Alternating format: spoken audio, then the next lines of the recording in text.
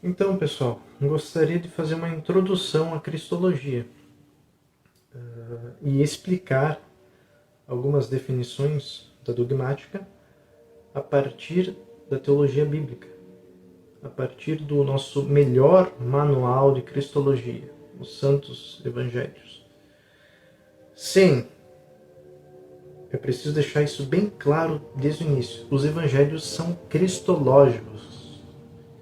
Eles não são apenas narrações de eventos no sentido assim frio e estrito. Não, os evangelhos eles já refletem uma compreensão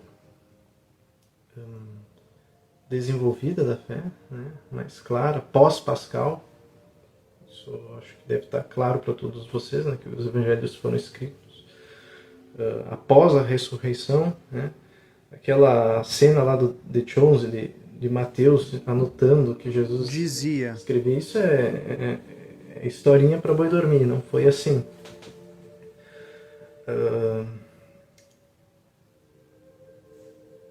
Dentro dessas narrativas, nós não temos apenas assim uma biografia no sentido estrito, né?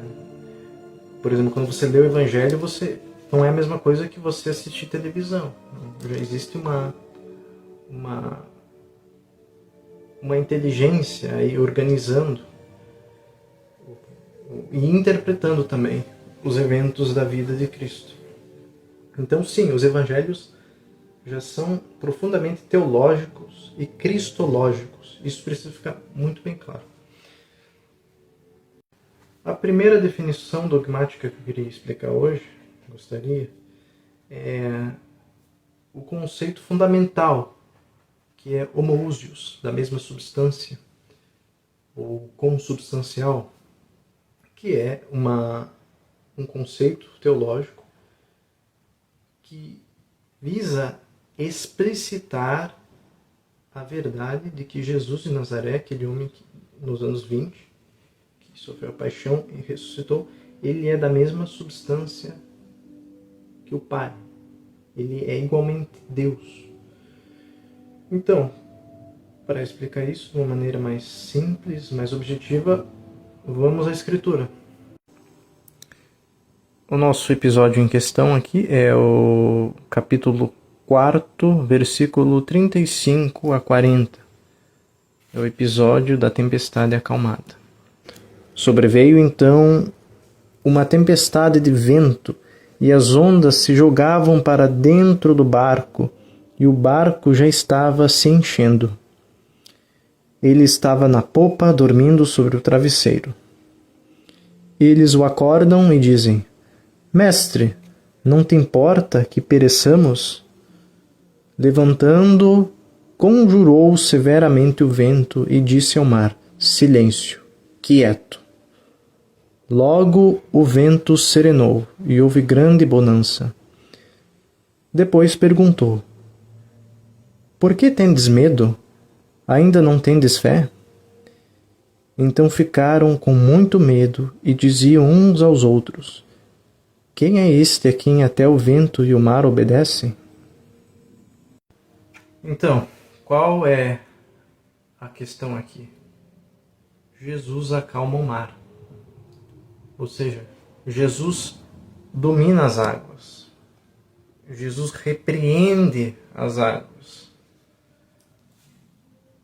Que engraçado, né? Porque existe uma outra pessoa, um outro alguém, lá no Antigo Testamento, que faz a mesma coisa. Quem será? Bem, então vamos lá para o Salmo 107. Versículo 28. E gritaram ao Senhor na sua aflição. Ele os livrou de suas angústias. Transformou a tempestade em leve brisa, e as ondas emudeceram. Um salmo do povo hebreu, muito antes de Cristo, onde que se atribui a Deus esse favor de acalmar a tempestade. O Antigo Testamento tem muitas imagens nesse sentido. Desde Gênesis 1, onde que Deus pairava sobre as águas, Deus domina as águas, até mesmo nos livros sapienciais, como em Jó.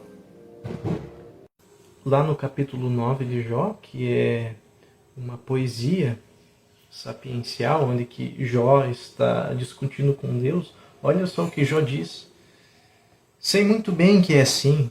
Poderia o homem justificar-se diante de Deus? Quem entre os mais sábios e mais fortes poderá resistir-lhe impunemente? Sozinho desdobra os céus e caminha sobre o dorso do mar. Novamente, Jó está falando de Deus. E ele usa essa expressão que Deus caminha sobre o dorso do mar, ou seja, aquele tema novamente de Deus que controla as águas. Nos evangelhos nós também temos um episódio em que Jesus caminha sobre as águas. Estão percebendo o paralelismo? Então, aqui nós temos uma identificação de Jesus com o Senhor, o Pai, Yahvé, o Deus do Antigo Testamento. E esta categoria, homoúsio, a partir dessa teologia, nós podemos identificar que Jesus age divinamente. Jesus faz coisas que apenas Deus pode fazer.